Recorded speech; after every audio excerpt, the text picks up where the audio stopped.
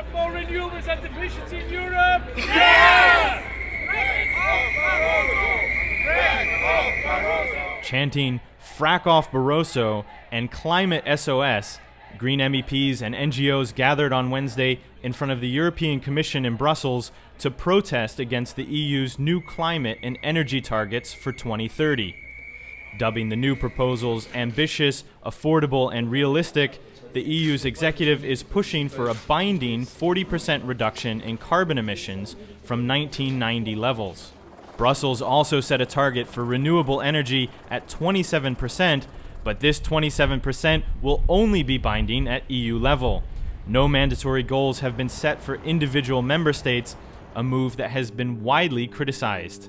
Green groups have already accused the Commission of drafting plans under the influence of the fossil fuels industry in countries like the UK, Poland, and Spain. What we're seeing is a strong lobby from energy companies, E.ON, NL, this type of companies, and they are protecting their fossil fuel interests.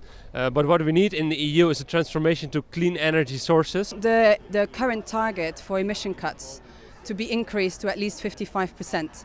The current proposals which we are hearing may come out today are for around 40%, which scientists say only gives a less than half chance of meeting the global goal to keep warming below 2 degrees.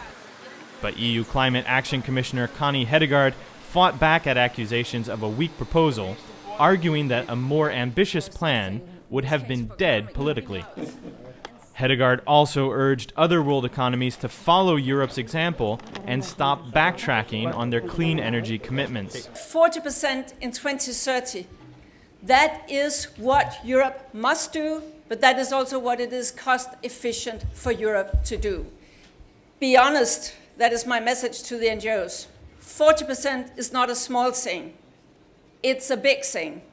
It will require a lot from Europe.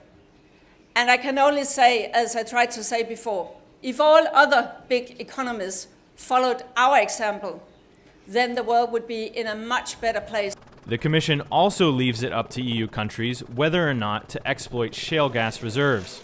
The new proposal will now be discussed by EU heads of state in the upcoming Council meeting next March.